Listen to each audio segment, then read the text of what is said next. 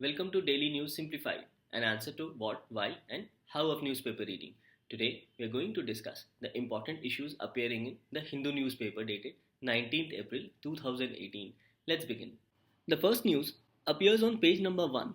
The news reads, No pollution reduction targets in Central Plan. Now, this news is about National Clean Air Program. So we will see this particular news. Let us go through some of these questions so as to understand why this news becomes important from your prelims examination point of view. And we will see another question which was asked earlier in 2016 in the UPSC prelims exam. Let's see these questions.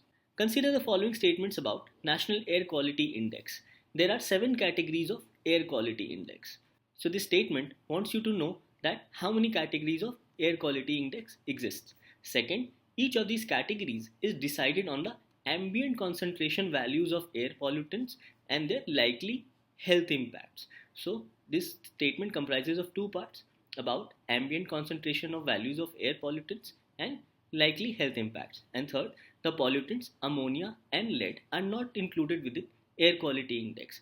So, this statement is also checking whether you know certain basic facts about air quality index. Let's come to the next question. Which of the following are correct about National Clean Air Program? Since this news is also pertaining to this National Clean Air Program, we will be seeing every details regarding to National Clean Air Program. So let us see what the statements are. First, to provide ambient air quality standard. Second, to augment and evolve effective air quality monitoring network in rural areas only. So we have to check this statement whether this particular National Clean Air Program is only for rural areas or it also applies to other areas. And third, to provide certification system for monitoring air quality. Hence, we also need to know whether this particular statement is correct or not. So let us come back to the question asked in the prelims examination of 2016, and it was with respect to the question which earlier discussed, that is National Air Quality Index. But they had asked in a very different format. Let's see. The question was, in the cities of our country, which among the following atmospheric gases are normally considered in calculating the value of air quality index? Options given were carbon dioxide, carbon monoxide, nitrogen dioxide, sulfur dioxide, and methane, and various options were given. So in this particular question, they want you to know how many or what are the different atmospheric gases which are considered while calculating air quality index. So we will be seeing all these details with respect to National Clean Air Program. Let us see. So what is in this news? In this news, Ministry of Environment, Forest and Climate Change has come out with a draft National Clean Air Program to tackle the increasing air pollution problem across the country in a comprehensive manner. However, the draft lacks its earlier set target of bringing down air pollution by 50%. Or this news is basically with respect to that this particular draft has not provided any set target with respect to reducing of air pollution, which earlier stated by the ministry was at 50%. So in this respect, let us understand about the goal, objectives, approach and important initiatives taken under this National Clean Air Program. The goal of this NCAP is to meet the prescribed annual average ambient air quality standards at all locations in the country in a stipulated time frame. The objectives of NCAP are to augment and evolve effective and proficient ambient air quality monitoring network across the country to ensure comprehensive and reliable database, to have efficient data dissemination and public outreach mechanism, for timely measures for prevention and mitigation of air pollution, and for inclusive public participation in both planning and implementation of the programs and policies of the government with respect to air pollution, and to have feasible management plan for prevention, control and abatement of air pollution. And the approach for this particular program is collaborative, multi-scale and cross-sectoral coordination between relevant central ministries, state governments and local bodies in a participatory manner. With this respect, let us also understand about various initiatives which have been proposed under the NCAP or National Clean Air Program. One of the important initiatives under NCAP is to install manual monitoring stations to monitor air quality. It also aims to install continuous ambient air quality monitoring stations to monitor real-time and peak concentration levels of critical pollutants. It also calls for identification of alternative technology for real-time monitoring to be steered by Central Pollution Control Board. Another initiative under NCAP is to monitor rural monitoring network. It has been observed that even in rural areas, air quality has reduced significantly. Rural areas suffer from outdoor pollution as well as indoor pollution. Major sources of outdoor air pollution in rural areas are indiscriminate use of insecticides and pesticide spray and burning of wheat and paddy straw. Also, atmospheric concentration of ozone has been observed higher in rural areas as compared to urban areas. Another initiative includes monitoring of PM 2.5 particulate matters. As we know, particulates are the deadliest form of air pollution due to their ability to penetrate deep into lungs and blood streams, causing various health issues. Another initiative includes setting up of 10 city super network. This network may capture overall air quality dynamics of the nation and also impact of interventions, trends in air pollution, investigative measurements, etc. Other initiatives also includes setting up of Air Information Center, which shall be responsible for data analysis, interpretation, dissemination, including GIS platform, issuing bulletins, keeping track of international developments, and bringing out policy updates. It also provides for certification system for monitoring instruments. This body is expected to be accredited by Authentic Accreditation Service according to the existing ISO standards. In order to ensure use of new technologies to combat the rising challenge of air pollution in India, a separate component of Technology Assessment Cell has been envisaged under NCAP to evaluate the technologies for prevention, control, and abatement of air pollution. And also, international cooperation is sought, including sharing of international best practices on curbing air pollution. It is in this respect, let us also understand some of the basic qualities about National Air Quality Index. Primarily, there are 6 categories of air quality index.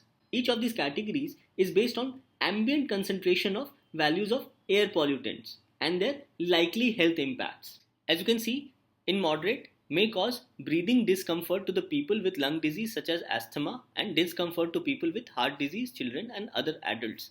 In poor, may cause breathing discomfort to people on prolonged exposure and discomfort to people with a heart disease. Very poor may cause respiratory illness to people on prolonged exposure. Effects may be more pronounced in people with lung and heart disease, whereas in severe category may cause respiratory effects even on healthy people and serious health impacts on people with lung or heart diseases. 8 pollutants which are measured under AQI are PM10, that is particulate matter 10, PM 2.5, nitrogen dioxide, sulfur dioxide, carbon monoxide, ozone, ammonia and lead. So these are the 8 pollutants which are measured under air quality index.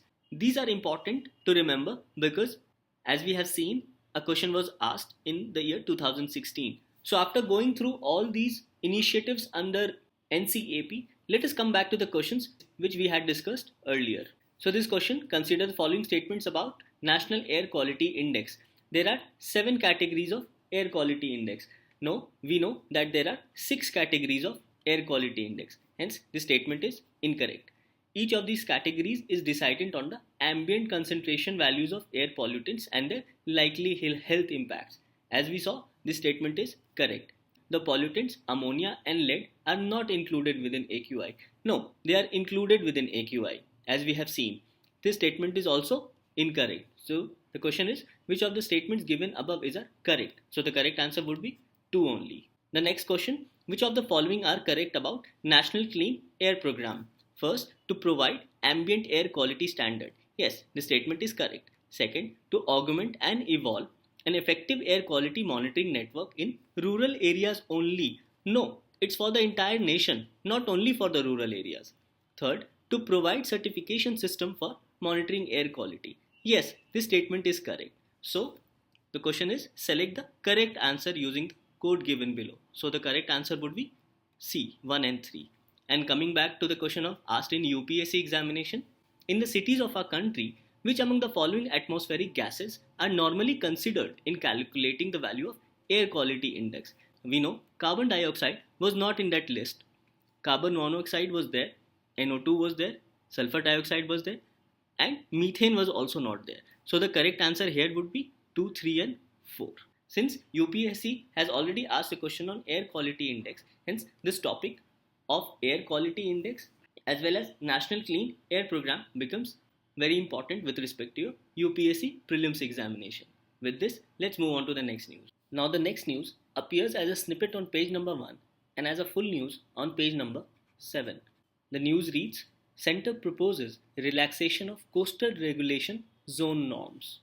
Now in this news, the central government has allowed India's coast to be made more accessible to tourism as well as for industrial infrastructure, and then also given individual states considerable leeway or independence to decide how they intend to plan such development. All these recommendations are according to a draft version of proposed modification to India's coastal regulation zone. These recommendations are on the basis of a committee headed by Shailesh Nayak, which in its report recommended several changes in India's coastal regulation zone notification of 2011. To understand the various changes made by this draft version of India's proposed modification of India's CRZ plan, first of all, let us understand about various coastal regulation zone as well as the concept of high tide line, low tide line and spring tide. As we can see, the CRZ areas are classified into 4 zones: CRZ1, CRZ2, CRZ3 and CRZ4. Here we see under CRZ1 that it is an area between the low tide line and high tide line. So let us also understand about this concept of low tide line and high tide line. Now high tide line is defined as line up to which highest tide reaches in spring tide. That is maximum limit to which this tide reaches. Whereas the low tide line is the limit up to which lowest tide recedes during spring tide. So the word spring tide becomes important. The tides which occurs during either full moon or new moon. Those tides are called spring tides. Thus, coming back to CRZ zones, as we can see, the CRZ1 zone, it says area between the low tide line and high tide line. Now this CRZ1 area, it are those areas that are ecologically sensitive and important, such as national parks, marine parks, sanctuaries, reserve forests and areas rich in genetic diversities, and also areas likely to be inundated due to rise in sea level consequent upon global warming. However, important thing to note about CRZ1 is that no new constructions is permitted within this particular zone.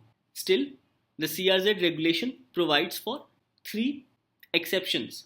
New constructions related to projects of Department of Atomic Energy, pipelines conveying system including transmission lines, and exploration and extraction of oil and natural gas.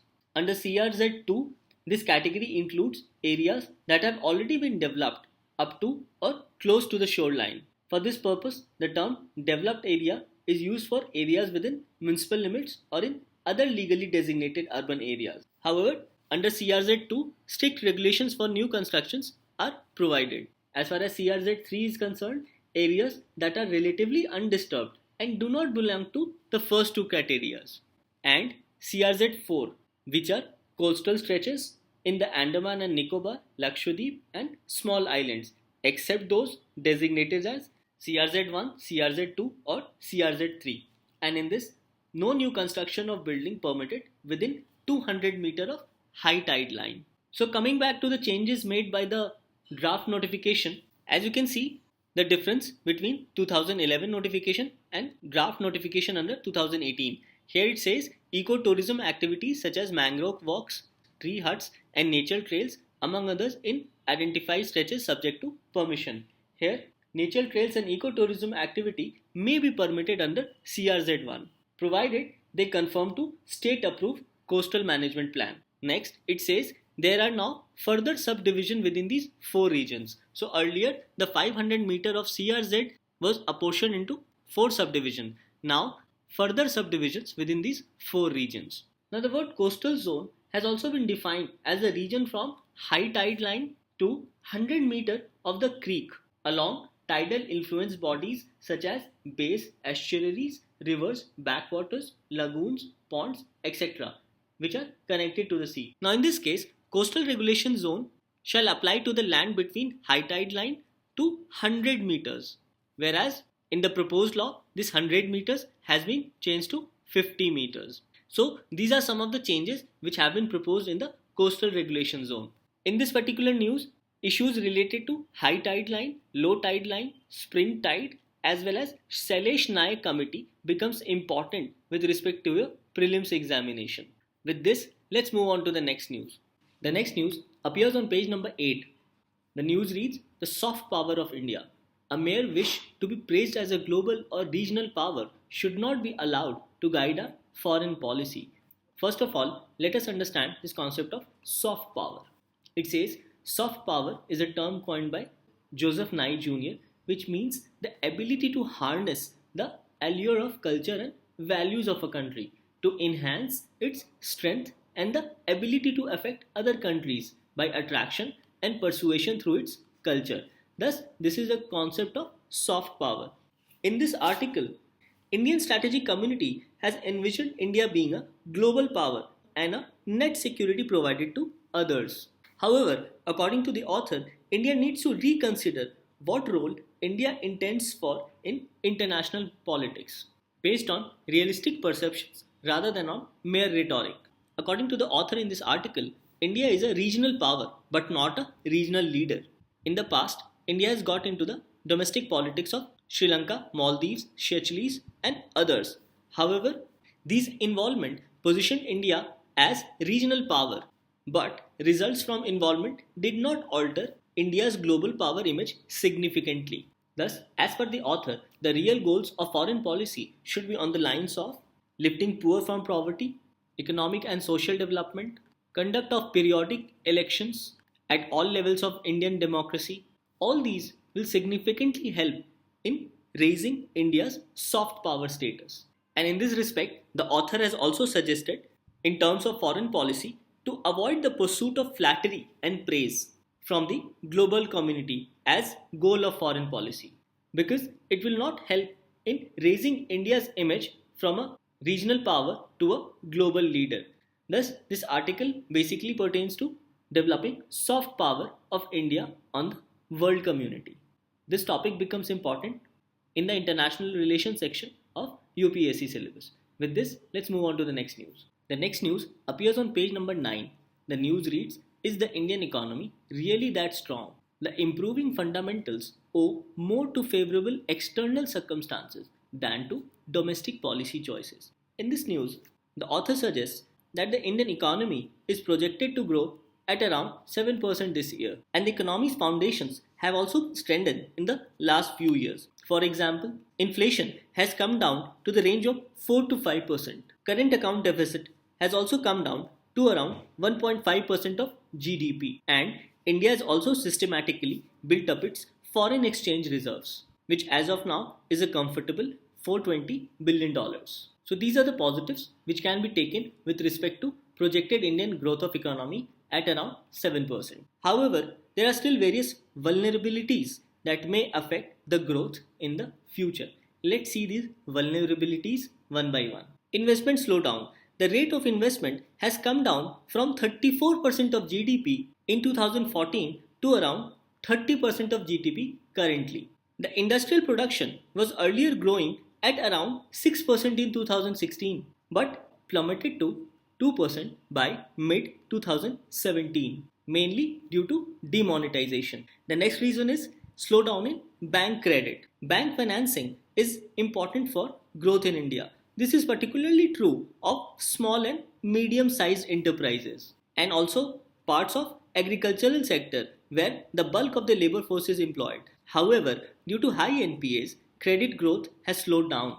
NPAs have doubled from about 5% of gross loans outstanding in 2015 to nearly 10%. Now, these NPAs have doubled. In this regard, due to high NPAs, even the Reserve Bank of India has forced banks to classify loans stringently. Another vulnerability which can be talked about is high fiscal deficit. The general government budget deficit, the combined budgets of central and state governments, it's still at 6.5% of GDP, which is still very high. Hence, there is a need to emphasize the need for caution before getting jubilant about the growth figures. In this respect, it is important to know that even though macroeconomic indicators such as inflation, current account deficit, forex reserves, etc. have improved, they still remain on a slippery ground. Decline in inflation, current account deficit has been mainly driven by external factors and not domestic factors. Hence, achievement of 7% growth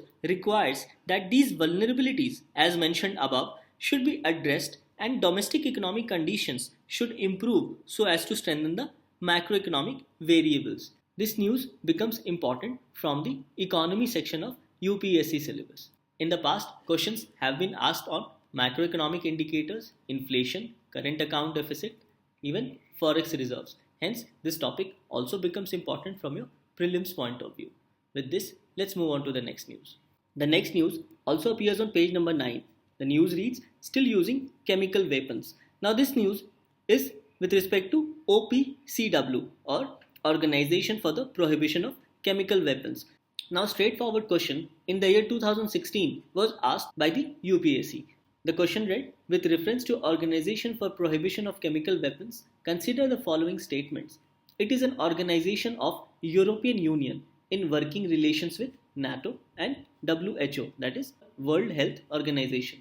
Thus, in this statement, you need to know about the OPCW. Second, it monitors chemical industry to prevent new weapons from emerging. Third, it provides assistance and protection to state or state parties against chemical weapon threats. Now, let us understand about certain basics facts about this OPCW, then we'll be able to solve this particular question asked in the year 2016. As we see, the Organization for Prohibition of Chemical Weapons is the implementing body of the Chemical Weapons Convention. Hence, this information becomes very important, which entered into force in 1997. As of today, OPCW has 192 member states who are working together to achieve a world free of chemical weapons. Now, this OPCW is an independent and autonomous international organization and has a working relationship with the United Nations. Now, the key provisions of this convention are destroying all existing chemical weapons under international verification by the OPCW, monitoring chemical industry to prevent new weapons from re-emerging, providing assistance and protection to state parties against chemical threats, and fostering international cooperation to strengthen implementation of convention and promote peaceful use of chemistry. Now, this news becomes important with respect to recent suspected chemical weapons attack by Syria, and also because of the reaction from United States of America. Thus, this particular convention has come back into news. Hence, this become important as it has been also asked in the previous years. Thus, this topic of OPCW becomes important. So, after going through the certain basic facts about this Organization for Prohibition of Chemical Weapons, let's go through the question again and try to solve that particular question asked by UPSC. The question reads, with reference to OPCW, consider the following statements. It is an organization of European Union in working relations with NATO and WHO. Now we know that this statement is incorrect because, as we have studied, that OPCW is an independent and autonomous institution and has a working relationship with the United Nations and not European Union or NATO. Second, it monitors chemical industry to prevent new weapons from emerging. As you can read in one of the key provisions of the convention, that monitoring chemical industry to prevent new weapons from re-emerging. Is it the exact statement which has been quoted in the statement of the question? Third, it provides assistance and protection to state parties against chemical weapon threats. You can read again, it providing assistance and protection to state parties against chemical threats. So these two statements, that is statement number 2 and statement number 3, becomes correct. So the question asked is, which of the statements given above is correct? We know that statement 2 and 3 is correct and 1 is incorrect. So the correct answer would be B. Thus, this topic of OPCW becomes important from our prelims perspective. With this, let's move on to the next news appears on page number 7. The news reads, Minority Institutions Panel gets court relief.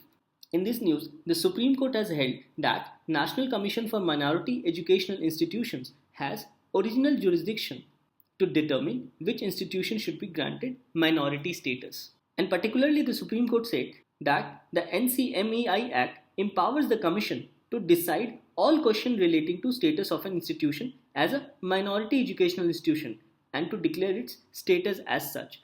So in this news, let us understand about Article 30, which is also a fundamental right of minorities to establish and administer educational institutions. Before going through this particular fundamental right, let us go through two particular questions, one with respect to fundamental right under Article 30 and one with respect to National Commission for Minority Education. Let's see. The first question reads, consider the following statements. Right to establish educational institution only on grounds of religion is a fundamental right. Now to answer this statement correctly, you need to understand the exact provision of Article 30. Second statement says, the state shall not discriminate in granting aid to minority educational institutions. Which of the statement given above are correct? Let's go back to Article 30 so as to understand what does the article say. Article 30 says, all minorities, whether based on religion or language, shall have the right to establish and administer educational institutions of their choice. Here the word is religion as well as language, and 30 clause 2 says the state shall not in granting aid to educational institutions discriminate against any educational institution on the ground that it is under the management of a minority, whether based on religion or language. Here we see under Article 30 there are two words mentioned with respect to minority educational institution, that is institutions based on either religion or language. Thus, these two words becomes important to know from a prelims point of view. Let's see the question again. It says, right to establish educational institution only on grounds of religion is a fundamental right. No, not only on grounds of religion, but also on grounds of language. Hence, this statement becomes incorrect. Second says, the state shall not discriminate in granting aid to minority educational institutions. Here we read that the state shall not discriminate. Thus, statement 2 is correct. Hence, the correct answer would be B. Now, with respect to the second question, which of the following statements about National Commission for Minority Educational Institution are correct? It is a constitutional body. Its members shall hold office for a term of 5 years, can inquire into any complaints received regarding deprivation or violation of rights of minorities. To answer this particular question, we must know about National Commission for Minority Educational Institution. Let us understand certain key features about this National Commission for Minority Educational Institution. Here we see that the National Commission for Minority Educational Institution was established by this Act known as National Commission for Minority Educational Institution Act 2004. The aim and objective of the Act says that an Act to constitute a National Commission for Minority Educational Institutions, and Section 3 particularly talks about constitution of such National Commission for Minority Educational Institutions by the central government. It says that a commission shall consist of a chairperson and 3 members to be nominated by the central government. Qualifications are, a person shall not be qualified for appointment as chairperson unless he is a member of a minority community and has been a judge of the High Court. As far as terms of office are concerned, every member shall hold office for a term of 5 years from the date on which he assumes office. Now let us see some of the functions and powers of this National Commission for Minorities. It says to advise the central government or any state government on any question relating to the education of minorities that may be referred to it. Inquire suo motu, that is on its own account, on a petition presented to it by any minority education institution or by any person on its behalf regarding complaints regarding deprivation or violation of rights of minorities to establish and administer educational institutions of their choice, and any dispute relating to affiliation to the university and report its finding to the appropriate government. It can also intervene in any proceeding involving any deprivation or violation of educational rights of minorities before a court. To review safeguards provided by or under the Constitution to such minorities, to specify measures to promote and preserve the minority status and character of institutions of their choice established by minorities, to decide all questions relating to status of any institution. Now this particular section was under contention by the Supreme Court judgment. Make recommendations to the appropriate government for effective implementation of programs and schemes relating to minority educational institutions, and to such other acts and things as may be necessary, incidental, or conducive to the attainment of all or any of the objects of the Commission. Thus, these becomes important from a prelims point of view. So, after going through these particular facts about National Commission for Minority Education, let's try to answer that question again. Which of the statements about National Commission for Minority Education Institution is correct? It's a constitutional body. No, we saw that it was constituted under an act, hence it's a statutory body. Second, its members shall hold office for a term of 5 years. Correct, as was mentioned in the act itself. And it can inquire into any complaints received regarding deprivation or violation of rights of minorities. Yes, this is also correct. Thus, the correct answer would be 2 and 3. So here the correct option is C. So in this news, we saw with respect to minority institution parents get court relief regarding Article 30, that is right of minorities to establish and administer education institutions on grounds of religion and language, as well as about the National Commission for Minorities. Thus, this news becomes important from your prelims examination. Questions may be asked with respect to right of minorities to establish and administer educational institutions, since this is also one of the fundamental rights. With this, we come to an end to today's newspaper. Let's move on to the question for the day.